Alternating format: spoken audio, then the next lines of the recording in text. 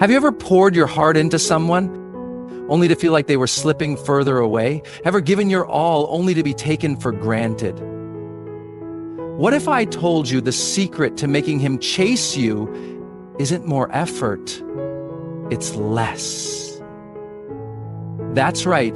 The moment you stop caring is the moment he starts chasing. This isn't about games. This isn't about manipulation. This is about the law of attraction. This is about the magnetic power of self-worth.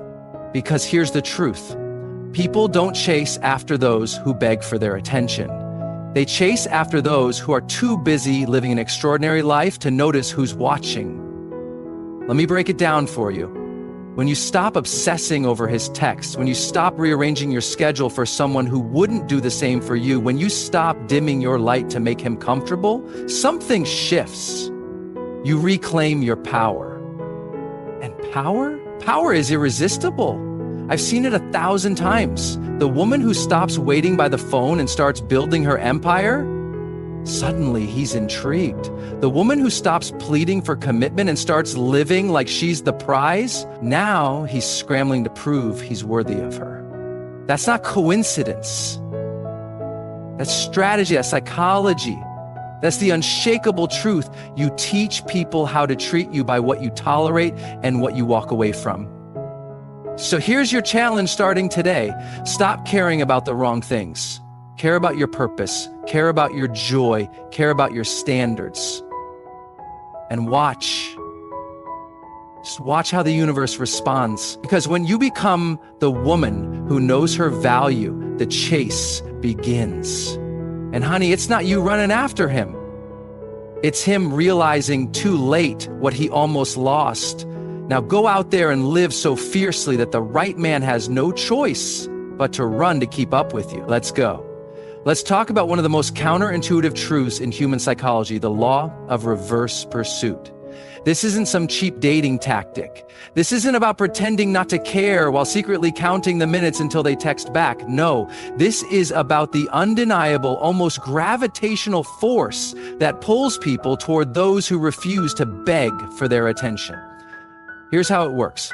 The moment you stop chasing, the moment you stop rearranging your life for someone who wouldn't do the same for you, the moment you stop giving away your energy to someone who hasn't earned it, that's when the dynamic shifts. Why? Because human beings are wired to want what they can't have. We are drawn to mystery, to confidence, to those who seem completely at peace with walking away. When you're always available, always accommodating, always the one initiating, you remove the thrill of the chase. And without the chase, there's no tension. Without tension, there's no magnetism. Think about it. When was the last time you were truly captivated by someone who was desperate for your approval? When was the last time you felt a burning desire to pursue someone who was already clinging to you? It doesn't happen. Desire doesn't flourish in certainty. It thrives in the unknown. It grows in the space between, does she like me? And wait, does she even care? This is why the law of reverse pursuit is so powerful. When you pull back, when you redirect your focus toward your own purpose, your own happiness, your own unshakable standards, you create a vacuum. And nature abhors a vacuum. The other person suddenly feels the absence of your energy. They start questioning, they start wondering, they start missing what they once took for granted. But here's the critical distinction. This only works if your detachment is real. If you're secretly hoping your silence will manipulate them into chasing you, they'll sense the inauthenticity. True power comes when you genuinely stop caring, not out of spite, but because you've realized your worth isn't tied to their validation. The law of reverse pursuit isn't about playing hard to get. It's about being hard to get because you're too focused on your own path to settle for anything less than relentless pursuit. It's about understanding that the right people will run toward those who refuse to wait around for love, for respect, for commitment. So the next time you feel the urge to chase, to over-explain, to convince someone of your worth, remember, the fastest way to make someone value you is to show them you're perfectly capable of valuing yourself without them. Let's cut straight to the raw, unfiltered truth. the kind that most people shy away from because it forces them to confront their own neediness. Real power in relationships, whether romantic, professional, or personal, does not come from how much you care. It comes from how much you don't. Indifference is not about being cold, cruel, or emotionally shut down. It's not about pretending you don't feel anything. True indifference is the ultimate display of self-mastery, the ability to feel deeply yet refuse to let those feelings dictate your worth, your actions, or your peace. It's the quiet confidence of knowing that no single person holds the keys to your happiness, your validation, or your future. Think about the people who've had the strongest gravitational pull in your life. The ones who left you intrigued, maybe even obsessed. What did they all have in common? They weren't desperate for your approval. They weren't waiting on your every word. They weren't bending over backward to prove their loyalty. They were unfazed, not because they didn't care at all, but because they cared more about their own dignity than your fleeting attention. That's the paradox most people miss. The less you need someone, the more they'll want to be needed by you. It's like when you're emotionally independent, when your sense of security comes from within, you become unpredictable in the most intoxicating way. People can't control you with silence, with hot and cold behavior, with half-hearted effort. Why? Because you've already decided deep down that their inconsistency is their loss, not yours. Indifference is the armor of the emotionally intelligent. It's what separates those who beg for scraps of affection from those who command respect without saying a word. When someone knows you'll walk away the second they disrespect you, they either step up or step out, and either way you win. But here's where most people fail. They confuse indifference with suppression. They think if they act like they don't care while secretly dying inside, they'll regain control. That's not indifference. That's denial. True indifference is rooted in genuine self-assurance. It's the quiet understanding that you are complete on your own, and anyone who enters your life is there to add value, not to fill a void. Indifference is the ultimate power move because it removes the fear of loss. When you're truly indifferent, you don't need someone to text you back, to commit to you, to choose you, because you've already chosen yourself. And that kind of energy is magnetic. It's the difference between chasing love and attracting it, between pleading for respect and commanding it, between being an option and becoming a priority. So the next time you feel yourself slipping into the trap of overinvestment, ask yourself, would I still feel whole if this person walked away tomorrow? If the answer isn't an immediate yes, then you've already given them power they haven't earned. Take it back, not with drama, not with ultimatums, but with the calm, unwavering certainty of someone who knows their worth isn't up for debate. That's where real power lives, not in the loud declarations of love, but in the silent strength of knowing you'll be just fine without it. Let me tell you something that will fundamentally alter how you move through the world if you let it sink in. You were never meant to chase, to beg, or to convince someone of your worth.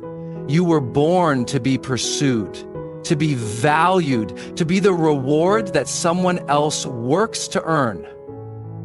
This isn't arrogance, it's anatomy. It's the natural order of things when you truly understand how human desire operates at its core. From the moment you wake up, you must carry yourself with the quiet certainty of someone who knows they're the exception, not the option. The prize isn't something you win, it's who you become. It's the energy you cultivate when you stop asking, do they like me? And start asking, are they worthy of me? That subtle shift in perspective changes everything. How you walk, how you talk, how you allow people to treat you. History's most magnetic figures, the ones who inspired loyalty, obsession, and undying devotion, all shared one trait. They never positioned themselves as the seekers. Cleopatra didn't chase Julius Caesar or Mark Antony. She made emperors come to her.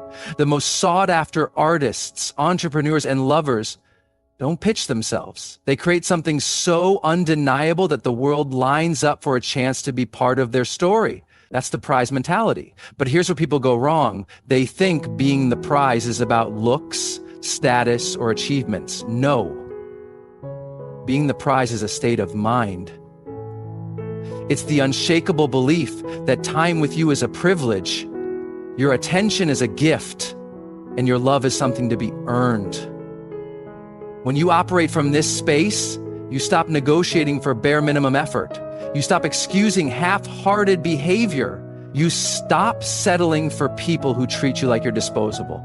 The world will try to condition this out of you. It will tell you to be humble, which is code for make yourself small. It will tell you to be grateful for crumbs, which is code for lower your standards. It will confuse desperation with effort and neediness with care. Don't fall for it. The moment you internalize that you're the prize, you no longer tolerate what doesn't serve you because you understand deep in your bones that the right people will move mountains to be in your presence. This isn't about ego, it's about energy. When you walk into a room knowing you're the prize, people feel it before you speak. When you date from the place of being the prize, you don't get anxious about their response, you observe whether they meet the benchmark. When you negotiate from the prize mentality, you don't beg for fair treatment. You expect it as the baseline. The beautiful irony, the less you try to prove your worth, the more others will work to acknowledge it. The less you seek validation, the more it finds you. The less you chase, the more you're pursued, not because you're playing games, but because you fundamentally change the narrative. From someone hoping to be chosen to someone others hope to be chosen by. So start today. Stop auditioning for people's lives. Stop contorting yourself to fit into theirs. Stop shrinking to make others comfortable. You don't apply to be loved. You are the opportunity. You don't convince someone to stay. You allow them to prove they deserve to. This is what it means to be the prize. Not because you're perfect, but because you've decided once and for all that what you bring to the table isn't up for negotiation. Let's shatter an illusion that's cost too many people their power. The idea that love, validation, or someone else's attention is the ultimate prize. It's not. The real prize, the one that makes people either rise to meet you or fade into irrelevance, is the empire you build within yourself and in the world. An empire isn't just wealth or success, it's your purpose, your craft, your unshakable sense of self.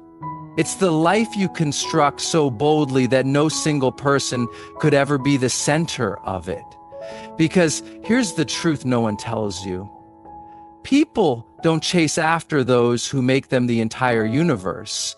They chase after those whose universes are so expansive, so electric, that getting to be part of it feels like winning.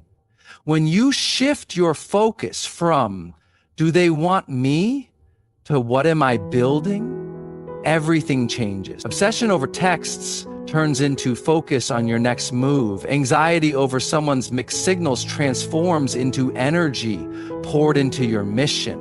You stop waiting for someone to give you worth because you're too busy creating it yourself. And that's magnetic. History's most captivating figures, the ones who inspired devotion bordering on madness, were never idle. Cleopatra spoke 9 languages and ruled a kingdom. Marie Curie pioneered science. Frida Kahlo turned pain into art that outlived her. They weren't sitting by phones or dissecting someone's tone. They were too consumed by their own fire to notice who was or wasn't fanning it. Building your empire does 3 transformative things. It makes you uninterested in half-hearted people. When your days are filled with growth, you have no tolerance for those who bring stagnation. It turns you into a beacon. Purpose is the world's strongest aphrodisiac. People are drawn to those moving towards something greater. It removes the sting of rejection. When someone walks away from your empire, it's not a loss. It's space for those who truly belong. This is why the most powerful dating strategy isn't playing hard to get. It's genuinely being hard to reach because you're too busy building. Your ideal partner isn't found in your emptiness. They're attracted to your fullness. Not because you've completed yourself, but because you've made yourself into someone worth merging with. The moment your ambition outweighs your need for affection, you become unstoppable. Not because you don't desire love, but because you've realized great love doesn't come to those who beg for it. It comes to those who are too focused on their destiny to settle for anything less. So ask yourself today, are you spending more time worrying about someone's commitment than your own growth? More energy analyzing their behavior than creating something that outlasts fleeting emotions? The empire isn't just what you'll fall back on if love fails. It's what makes whatever love you attract worth having.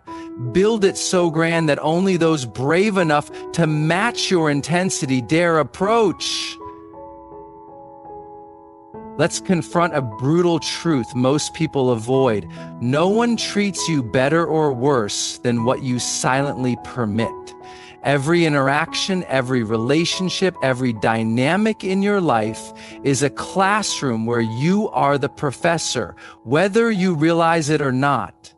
People don't decide how to treat you based on who they are. They decide based on who you show them you are through what you accept, what you ignore, and most critically, what you walk away from. So this isn't about control. This isn't about demanding perfection. This is about the fundamental law of human behavior. We train others in real time through our reactions or lack thereof. When you answer calls from someone who only reaches out at midnight, you're teaching them your boundaries are negotiable. When you forgive cruel words without consequence, you're teaching them your dignity has no price. When you stay where you're undervalued, you're teaching the world exactly how much or how little you believe you're worth. The myth that people will treat you how they want regardless is dangerous nonsense. Watch how the same person behaves differently with their boss versus a stranger versus someone they respect. Their actions shift based on what they believe they can and cannot get away with.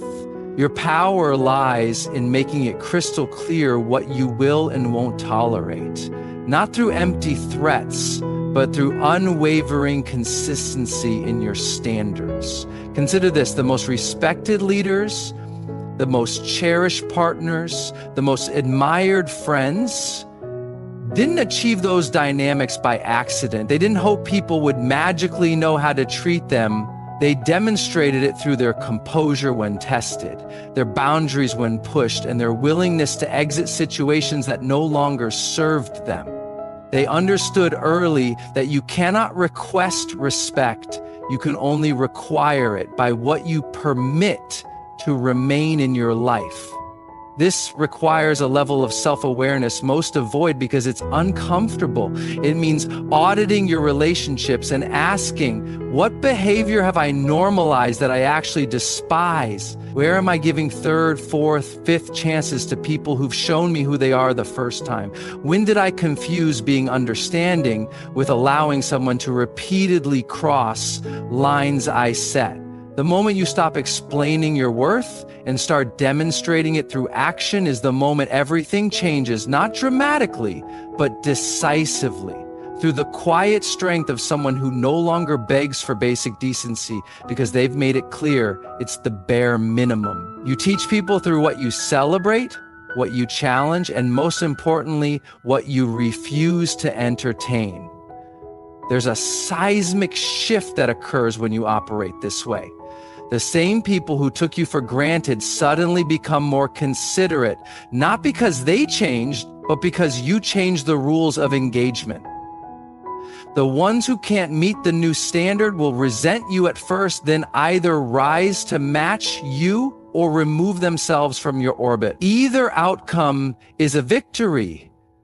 This isn't about being rigid, it's about being intentional.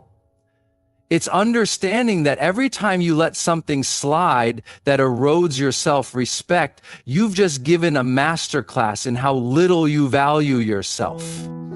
Conversely, every time you hold the line, not with anger, but with calm certainty, you've just rewritten the entire script of how you deserve to be treated moving forward. The choice has always been yours. You are not a passive participant in your relationships. You are the architect. Every day, through every interaction, you are either reinforcing the treatment you want or unconsciously accepting the treatment you think you deserve. The world doesn't give you what you ask for. It gives you what you prove you're willing to accept. In the invisible warfare of human connection, attention is both the currency and the battlefield. The deliberate, calculated withdrawal of your focus operates on a level far deeper than conscious thought. It taps into primal neurological pathways that govern attraction, value perception, and social survival instincts. When executed with precision, this maneuver doesn't just change behavior, it rewires entire relationship dynamics at their foundation. The mechanism works with scientific precision. Dopamine, the neurotransmitter associated with motivation and reward, spikes not during fulfillment, but in anticipation of it. By removing your attention, you transform yourself from a guaranteed source of validation into an uncertain reward, triggering what psychologists call intermittent reinforcement, the most powerful behavioral conditioning known to human psychology. This isn't manipulation. It's leveraging fundamental laws of neurochemistry that govern all human interaction. Consider the prefrontal cortex's role in social valuation. When your attention is consistently available, the brain categorizes you as a certain good, something reliably present that requires no special effort to obtain. But the moment you withdraw, you force a recalibration in their mental accounting, shifting yourself into the category of uncertain reward that the brain is hardwired to pursue with disproportionate intensity. This explains why former lovers suddenly reappear after months of silence, or why colleagues suddenly value your contributions when they're no longer guaranteed. The withdrawal must be absolute. No lingering glances, no accidental encounters, no subtle bids for their attention through social media or mutual connections. Complete absence creates what physicists call a vacuum state in the relationship space, and nature abhors a vacuum. This emptiness demands to be filled either by their renewed pursuit if there was genuine attachment, or by their permanent exit, revealing the relationship's true worthlessness. Both outcomes serve your ultimate advantage. Master practitioners of this art understand its application extends far beyond romantic contexts. In business negotiations, the party most willing to walk away always holds the power. In friendships, the person least needy of approval sets the social standard. Even in parenting, children often respect boundaries more when consequences are consistently enforced through withdrawal of positive attention rather than through punishment. The neurological impact is measurable. fMRI studies show social rejection activates the same pathways as physical pain. When you withdraw from someone accustomed to your presence, you're not just removing attention. You're creating a physiological withdrawal syndrome that compels them to either reevaluate your worth or reveal their inability to do so. This explains why former partners sometimes experience what feels like addiction withdrawal months after a breakup. The dopamine pathways you once occupied literally need time to readjust.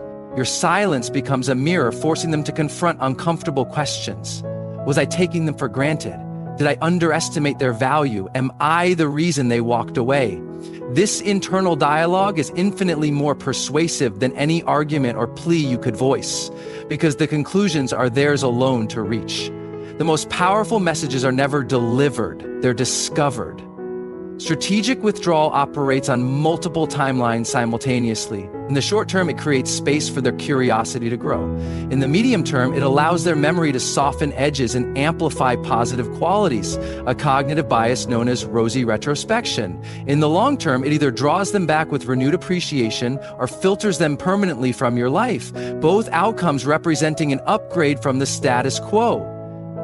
The discipline required is immense. You must resist the addiction to quick validation, the temptation to check for their reaction, the ego's craving for visible proof of your impact. True power lies in being so focused on your own trajectory that their response becomes irrelevant. Whether they return with newfound respect or disappear forever changes nothing about your path forward. This isn't about making them want you. It's about reaching a state where wanting them no longer dictates your action. Ancient philosophies understood this principle well. The Stoics called it apatheia, freedom from destructive passions. Eastern traditions frame it as non-attachment. Modern psychology identifies it as the hallmark of secure attachment styles. Across time and culture, the lesson remains. Those who maintain sovereignty over their attention control the dynamics of every relationship they enter.